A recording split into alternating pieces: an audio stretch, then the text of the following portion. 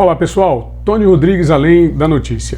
Hoje nós vamos falar sobre essa polêmica entrevista que o ex-presidente Luiz Inácio Lula da Silva concedeu ao jornal Folha de São Paulo e também ao jornal El País.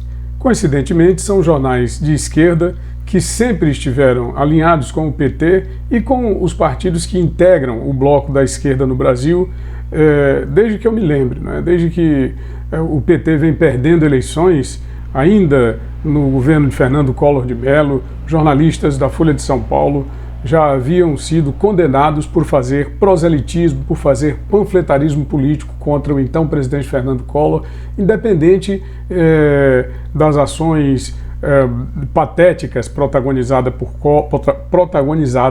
por Collor, PC Farias e aquela corrupção que levou ao impeachment do então presidente. O fato é que o foco é que a Folha de São Paulo, o UOL, que é o site agora já depois da era da internet, são veículos da empresa Folha e que são veículos ligados à esquerda. E o El País também não fica atrás, não é?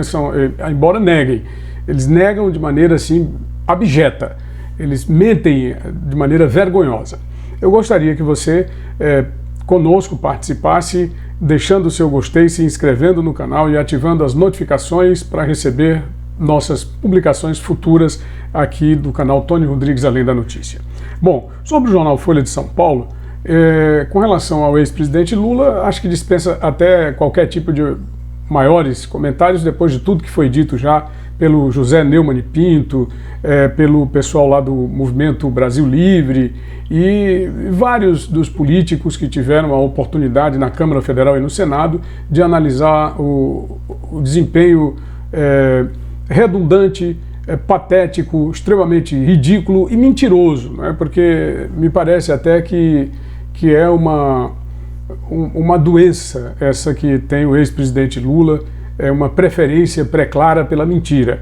Ele mentiu de maneira absurda e agrediu sem qualquer tipo de necessidade uma pessoa que aliás, várias pessoas, que não fazem agressões contra, que são pessoas a serviço da sociedade, a serviço da instituição que é o Poder Judiciário e da instituição que é o Ministério Público. Eu cito aqui o caso do Procurador Federal Deltan Dallagnol e do hoje ministro, então juiz federal Sérgio Moro. Estavam cumprindo suas obrigações. Tanto é que a sentença do juiz Sérgio Moro foi ampliada pela instância superior, no caso, o Tribunal Regional Federal, que é a instância superior da Justiça Federal. O fato do Superior Tribunal de Justiça, o STJ, ter diminuído a pena do ex-presidente não significa absolutamente nada. Não significa absolutamente nada porque confirma na terceira instância que ele é corrupto, que ele é ladrão, que ele protagonizou escândalos de corrupção no seu governo,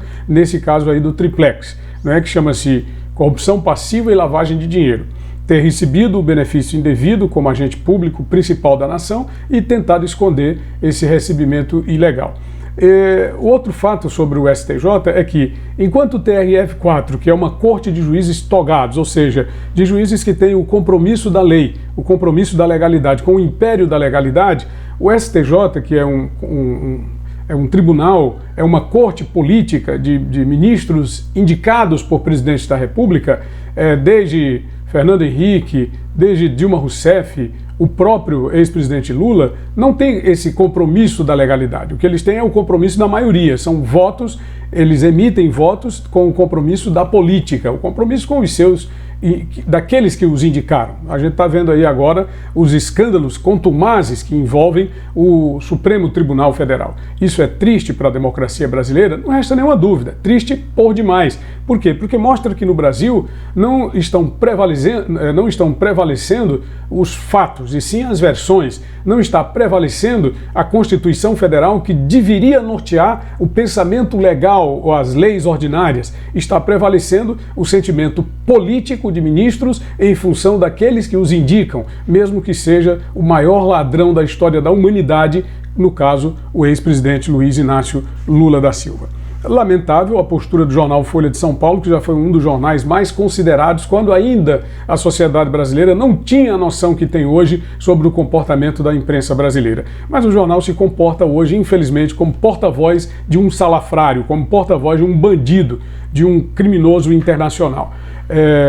O fato de que a jornalista Mônica Bergamo, ela se coloca como tendo sido censurada em setembro pelo ministro Luiz Fux e agora o ministro presidente do STF, que foi empregado do ex-presidente Lula, que foi indicado por ele para o cargo, isso também é profundamente lamentável dentro da estrutura institucional do nosso país, porque compromete seriamente a avaliação da maioria das pessoas, que são pessoas que não têm a preparação cultural para analisar a cena política e a cena institucional democrática como se deveria. E a jornalista, se aproveitando dessa situação, diz que foi censurada e que agora se abre a censura, mas não fez absolutamente nenhum questionamento daquilo que deveria ser realmente feito para esse presidente corrupto, esse salafrário que foi entrevistado quando não deveria. Na verdade, ele não tem que dar entrevista, ele tem que estar preso, cumprindo pena, e num presídio, e não atrapalhando o trabalho da Polícia Federal, permanecendo na carceragem, que deveria ser um local para passagem de presos. É uma carceragem, como diz a própria denominação, para encarcerar de maneira temporária. E ele já está lá há mais de ano, esperando ser solto, né? Porque ele espera dar um golpe político nas instituições. Para isso ele plantou ao longo do tempo, aparelhou a estrutura do Estado, esperando dar esse golpe político e sair a qualquer hora. É o que ele pretende agora em setembro desse ano. Muita gente, inclusive, deixou já de assinar esse jornal Folha de São Paulo por conta desses posicionamentos patéticos, deprimentes que o jornal tem em relação à esquerda e principalmente ao PT e principalmente a este beato Luiz Inácio Lula da Silva, que falta pouco para ser santificado por jornalistas da marca dessa Mônica Bergamo e outros mais, são muitos, tem vários deles aí, Luiz Nassif, Paulo Henrique Amorim, a própria que nós acabamos de citar, essa turma do Brasil 247 e, bom, se a gente for citar aqui, eles recebiam muita ajuda financeira, são os chamados blogs sujos. E eu vi até, dando uma volta aí no Facebook dessa jornalista, ela dizer que não emite opinião, apenas dá a notícia. Mas não precisa, né? Se você olhar as notícias que ela dá, repara aqui algumas das que eu selecionei. Fábio Assunção convida Lula para jantar com artistas no Rio de Janeiro. É como um dos jornais que nós temos aqui no Piauí. As notícias que esse jornal dá só são notícias engajadas, notícias a favor do PT, do governador do Piauí e do ex-presidente Luiz Inácio Lula da Silva, da ex-presidente Dilma. Quer dizer, precisa dar opinião diante desse tipo de notícia? Outra, da Mônica Bergamo. Delação de Cunha atinge Temer. Quer dizer, Temer que era contra Lula no seu governo, depois da patrânia que foi o impeachment da Dilma. Só não foi golpe porque foi dentro do sistema, né? Mas entre eles porque foi um golpe dentro do sistema deles lá, dos petistas e MDBistas que formavam uma concepção ou uma coligação histórica entre eles. Mas vamos lá. Moro não pode julgar blogueiro que o ataca diariamente. Não pode julgar, não podia conduzir o blogueiro. Ela tem mais capacidade de julgamento do que o próprio juiz togado, que é o juiz Sérgio Moro. Meirelles, ex-ministro, ex-presidente do Banco Central, será testemunha de defesa de Lula. E FHC também testemunha de defesa de Lula. Quer dizer, todas as notícias dessa senhora, jornalista da Folha de São Paulo, convergem em benefício do PT ou de Lula. E como é que não dá opinião? Não precisa desse jeito. Bom, Lula não estava censurado. Lula é um vagabundo da pior qualidade, um ladrão da pior qualidade que roubou a nação brasileira ao longo de todo o período em que permaneceu no governo e em que botou aquele poste sob o seu comando para ficar roubando também do mesmo jeito. E fez até pior, porque legou ao país uma situação trágica. Um criminoso que é condenado a 25 anos de cadeia não pode se dizer inocente, não pode fazer julgamento de valores sobre o governo de ninguém. Quer dizer, e está atrapalhando a Polícia Federal, como eu já disse. Teve a pena reduzida por um tribunal político, como o caso do Superior Tribunal de Justiça. Com isso, ele está prejudicando a imagem da justiça, faz com que cada vez mais pessoas desacreditem da justiça, se desencantem com o país, deixem de pressionar o governo pelas reformas necessárias, deixem de pressionar o Congresso para votar a reforma da Previdência.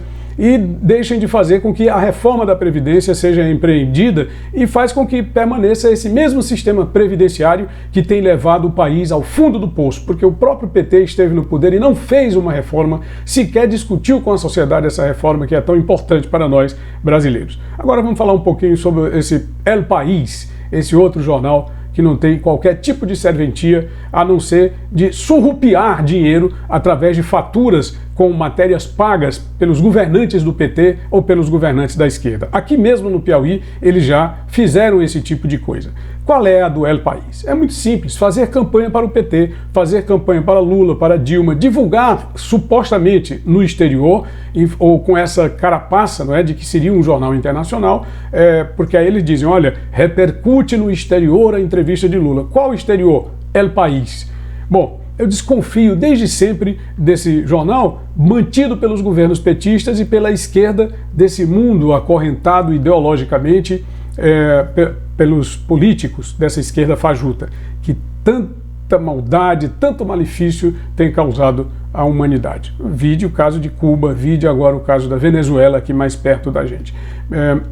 Esse jornal já fez matéria com praticamente todos os governantes da esquerda, mas quando é para falar de qualquer outro governador que seja, ou que não fature suas matérias, é cacete, é crítica, muitas vezes críticas que não têm qualquer tipo de procedência.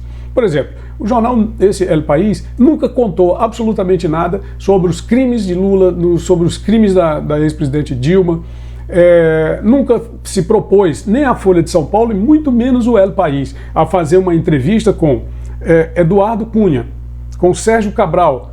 Como foi que o Eduardo Cunha ganhou várias eleições, conseguiu aprovar várias medidas dentro do Congresso Nacional contra o governo da Dilma, que era um governo dos mais fortes, dos mais populares, vinha lá do período Lula, depois foi que ela ficou impopular, mas era muito popular. Como foi que ele conseguiu ganhar a eleição para presidente da Câmara e depois aprovar inúmeras medidas, contando com votos de maioria de todas as bancadas? Tem que ter uma explicação. Por que não entrevista, por que não protocola um pedido de entrevista com Eduardo Cunha, com o Sérgio Cabral, que foi um dos grandes parceiros de Lula no governo do Rio de Janeiro? Por que não pode fazer uma entrevista com o Gedel Vieira Lima, aquele cara que tinha 51 milhões de reais dentro de um apartamento, esse camarada, aquele gordinho, né, que parece o Rabicó do sítio do Pica-Pau Amarelo, foi parceiro do Lula também, lá no Ministério do Interior, que cuidava daquelas questões de apoio aos flagelados da seca ou das enchentes e que levava praticamente todo o dinheiro para a Bahia, relegando ao sofrimento as pessoas das cheias aqui no Nordeste, na região do Piauí, do Maranhão e de outros estados, levando tudo para o seu estado natal, que é a Bahia. Pois bem, por que não entrevistar essas pessoas? E os mais de 200 que foram acusados, com mais de 50 que estão condenados. Inclusive tem 4 ex-presidentes. Posso citar aqui o próprio Lula, que está condenado a 25 anos e responde a mais 8 processos. E vai ser condenado em todos eles. Porque a lei, nós vivemos sob o império da legalidade. A ex-presidente Dilma, o ex-presidente Fernando Collor e o ex-presidente Temer. Não é só ele, não. Não é só esse salafrário de barba comprida e cara lavada, não. Bom, o ex-presidente Lula disse que o Brasil hoje é governado por um bando de maluco. O presidente Bolsonaro já o respondeu. Disse que é melhor ser governado dessa forma do que por um bando de cachaceiro. Bom, essa era a nossa participação de hoje. Se você gostou, deixa o seu gostei, se inscreve no canal, ative as notificações do sininho. Muito obrigado. Tony Rodrigues, Além da Notícia. Valeu!